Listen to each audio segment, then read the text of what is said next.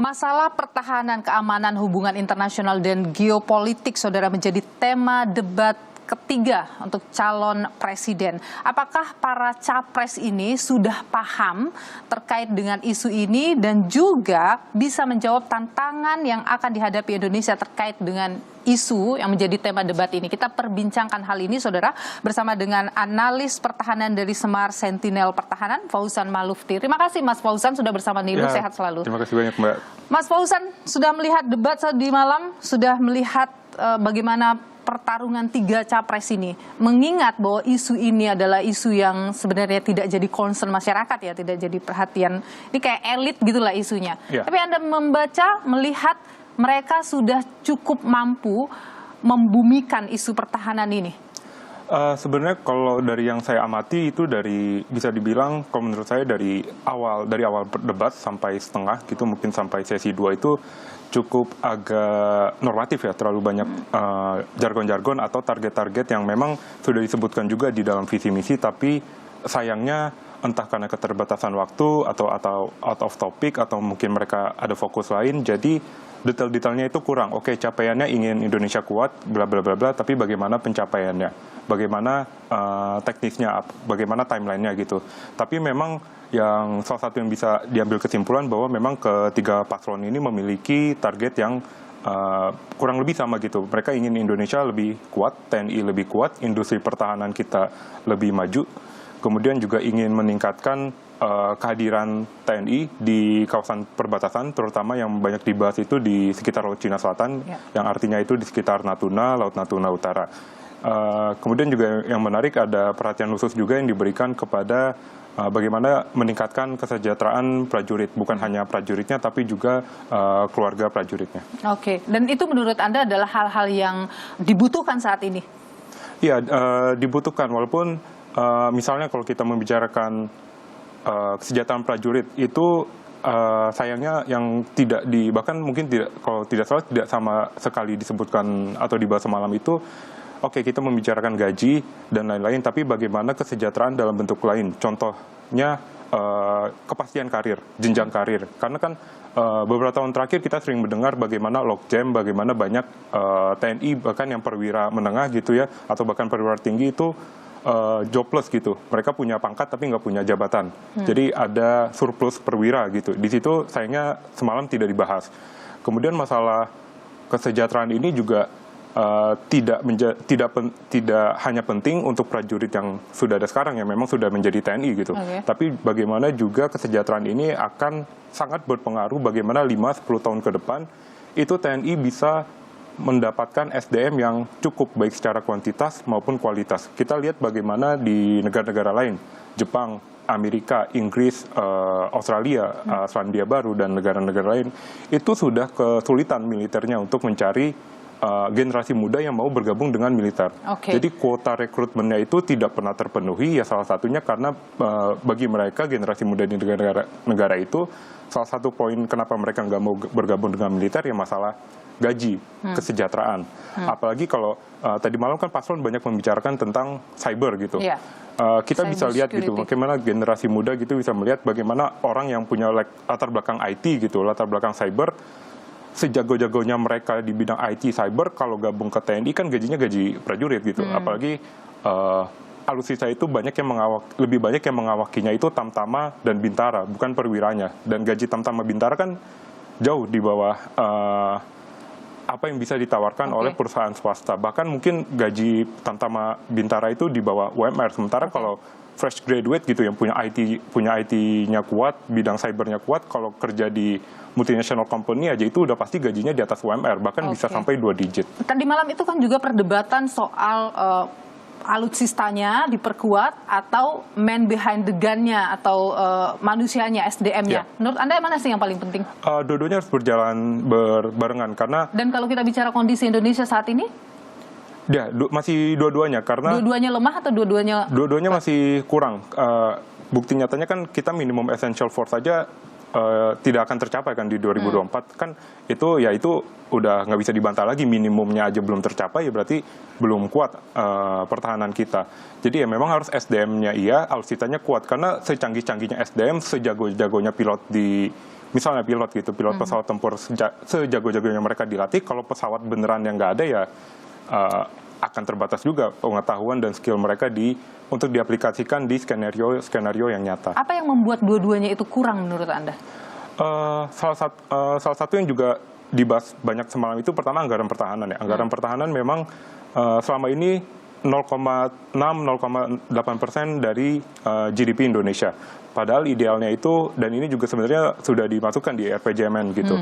Harusnya 1,5% dari PDB, dan itu juga disebut oleh Pak Anies dan juga Pak Ganjar. Bahkan Pak Ganjar itu targetnya 2%, dan memang kalau kita ingin mengikuti negara-negara NATO, targetnya memang 2%. Negara-negara NATO itu anggaran pertahanannya udah ditargetnya 2% per PDB minimal.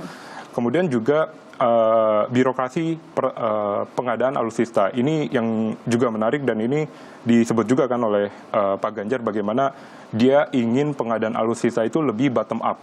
Artinya alutsista yang dibeli itu memang sesuai dengan kebutuhan matra, kebutuhan angkatan laut, kebutuhan angkatan darat, dan kebutuhan angkatan udara.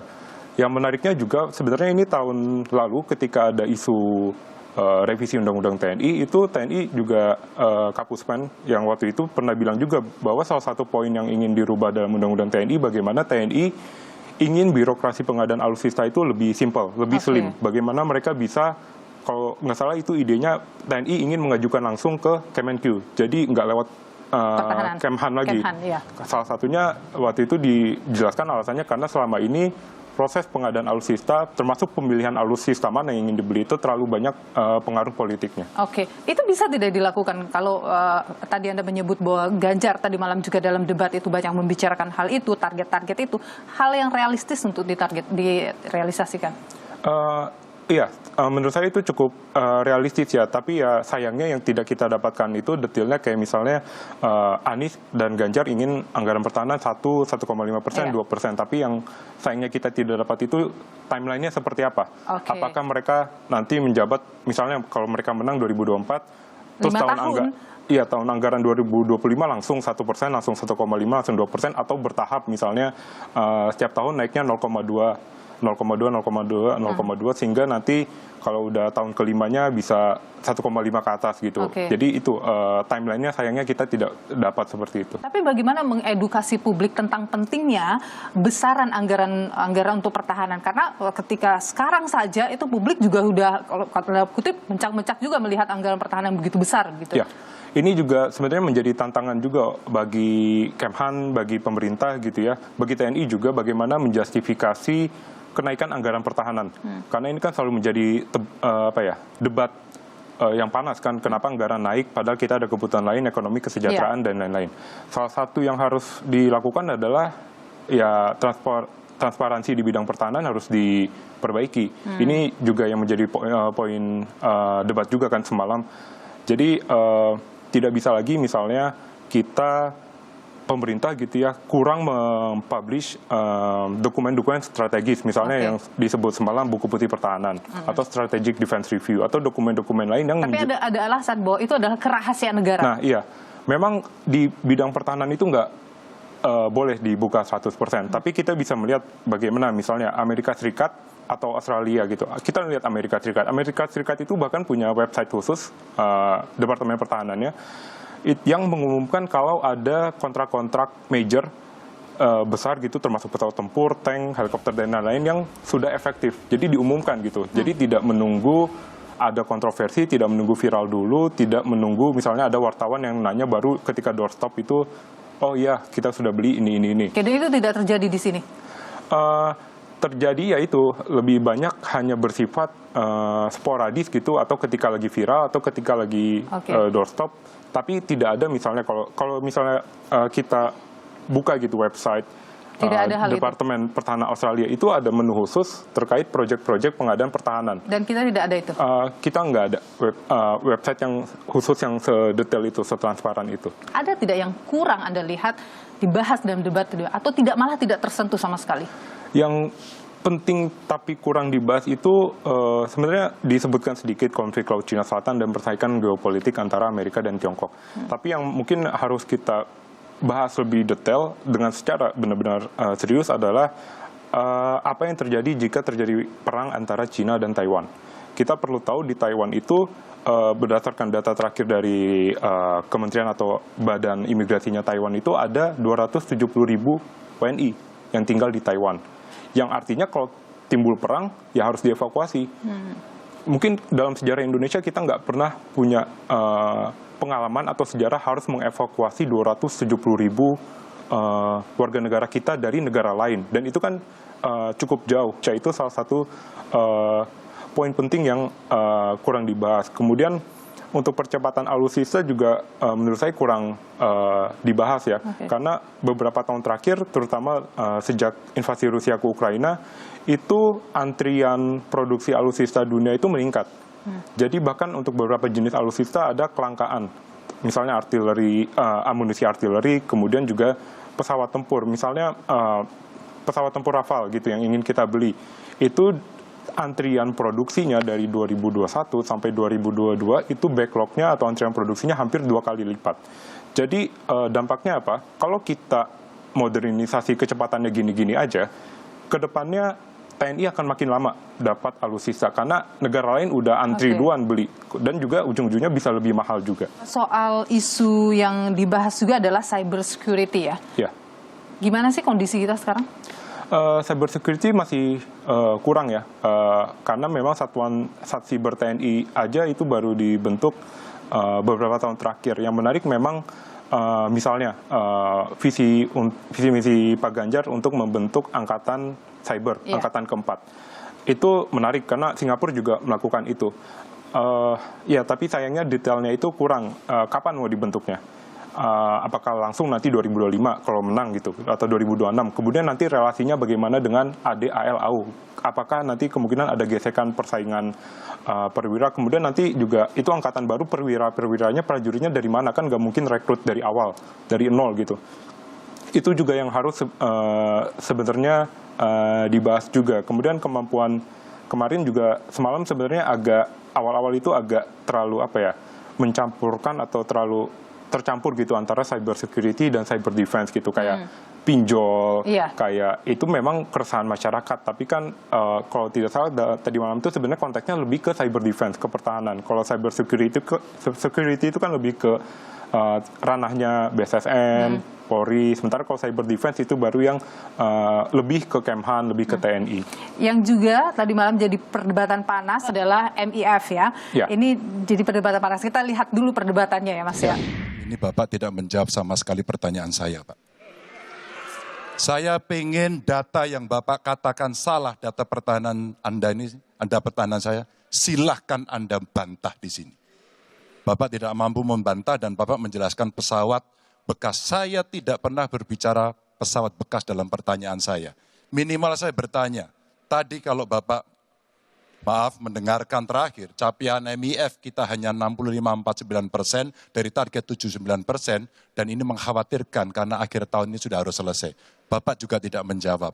Jadi artinya sebenarnya apa yang Bapak jawab dari seluruh pengelolaan pertahanan yang ada di Indonesia ini? Kalau kita bicara MEF itu mulai dari berapa periode yang lalu. Ya, kalau kita mau buka-bukaan, Menteri Pertahanan sebelum saya, apakah tidak juga berpengaruh? Juga Menteri Keuangan yang banyak tidak menyetujui disbursement. Jadi, mari kita diskusi dengan baik sebagai negarawan dan tidak mencari-cari hal-hal yang keliru. Sebenarnya kalau kita bicara MEF kita, bagaimana sih Mas dengan apa yang kondisinya sekarang kan di bawah standar itu disebutkan ya menurut Ganjar, dan datanya juga memang di bawah standar ya? Iya. Oke. Bagaimana sih sebenarnya hal ini berpengaruh Mas? Ya, MEF itu memang kan sudah dimulainya 2009 ya. Dan jangka waktunya itu 3 renstra dari 5 tahun, berarti 2009 ke 2024. Harusnya tahun ini 100% idealnya, tapi kenyataannya udah hampir saya bilang mustahil bisa sampai 100%. Karena contohnya kapal selam targetnya 10 atau sampai 12 supaya MEF terpenuhi. Sementara kita sekarang hanya punya 4 gitu. Apakah kita bisa mengejar? Ya tidak mungkin, karena kapal selam modern itu waktu produksinya aja 6 sampai 7 tahun.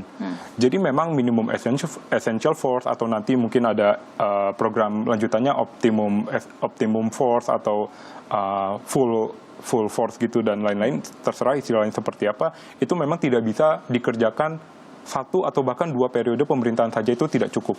Jadi 10 tahun itu tidak cukup untuk membangun kekuatan pertahanan. Jadi memang tidak bisa disalahkan atau dibebankan ke 1 periode pemerintahan, tapi harus bahkan 2, 3, sampai 4 periode pemerintahan itu harus estafet gitu untuk membangun kekuatan. Terakhir saya mau tanya, kalau Anda harus memberikan, tadi malam ada perdebatan soal memberikan nilai, Anda memberikan nilai debat tadi malam berapa?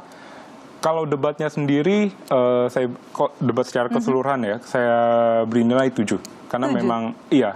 Memang banyak yang pendapat juga sebenarnya banyak yang bisa diperbaiki gitu dari format debatnya. Misalnya kita moderator terlalu lama membuang waktu untuk menenangkan para supporter, dan itu padahal kan sudah terjadi debat 1 kedua. Jadi apa solusinya? Apakah supporternya dikurangin atau lebih tegas seperti apa? Jadi waktu debatnya juga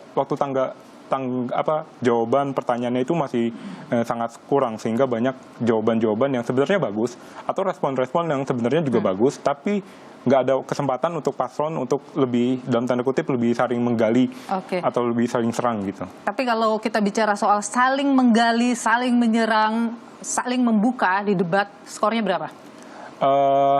Mungkin bisa dibilang beda-beda ya tiap paslon. Tapi secara keseluruhan? Secara keseluruhan ya sama sih 7 juga. 7 juga ya. Oke, Mas Fauzan Malufti, analis pertahanan dari Smart Sentinel Pertahanan. Terima kasih sudah berbagi pandangan di Nilu. Sehat selalu Mas Terima kasih.